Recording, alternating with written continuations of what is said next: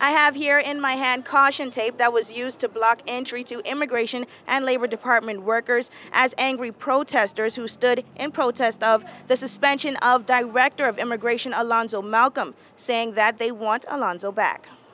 We want Alonzo Malcolm to return to work immediately, right now.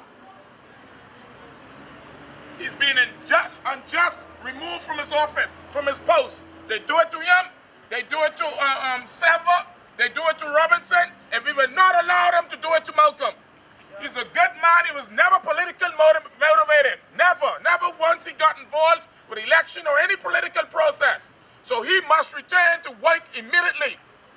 That was Llewellyn Baisden, also known as Blow, taking part in this morning's protest at the Sam Harvey Building, downtown Providenciales, stating his views on the recent suspension of Director of Immigration Alonzo Malcolm. This protest began at around 8 a.m. this morning. Persons taking part saw the need to begin early in order to ensure that immigration workers could not enter their offices. The employees of Immigration and Labor had no choice but to be onlookers of the protest. Can't go to work. Speaking on behalf of the group was Bishop Brian Cox of the Rock of Jesus Ministry Church in Five Keys, calling for unity on this issue. As Turks Islanders, let us stand together. Until we get the facts of this, let us stand together in a peaceful demonstration, believing and standing for which is right. We want to send a message that we are going to be our brother's keeper. We are going to stand together. If ever time that the Turks and Caicos must stand together is now. We are going to be non-violent, but until we understand what's going on in our society and our country, we are going to stand together. I don't have the 100% facts on the information of Mr. Malcolm, but it shows this morning that whatever has been simulated, we are here together to stand on his side. Lloyd Stubbs, also known as Skipper, who has had his share of industrial disputes in the past, was very vocal in the protest against Malcolm's suspension. All right, I know Alonzo personally. I know him to always been non-political, like everybody has said, and always stick by the books in immigration. All right, I think that, like Bishop Cox said, we got to find out really what's happening. But we tired of seeing Turks Islanders now just being put off the job, all right, with willy-nilly explanations. All right, especially in the civil service, when the people in the civil service don't have no labor tribunal to go to. All right, only way for them to fight that is through other means. All right, okay, this is the Director of Immigration. All right, who's next? Well, just after Stubbs gave his comment, police officials tried to gain entry to the building, but were denied. Protesters just would not allow it. I'm in the middle of a protest, please. Listen, I'm in the middle of a protest, man. I'm protesting. Listen, I'm not touching you. I'm protesting. I'm in the middle of a protest. I'm in the middle of a protest. Yeah, but then I am in the middle of a protest. See Mr. Harvey right there. I'm in the middle of a protest, please. And we are using, I have the right to protest. You can't stop me, and as a matter of fact, you shouldn't touch me while I protest.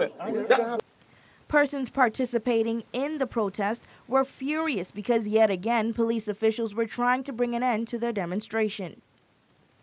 The same police officers who they just had on trial last week for not going to the Queen's birthday parade to see the governor's Halloween costume is the same police they decide to send here today because they're local and they know we're not going to do nothing to them.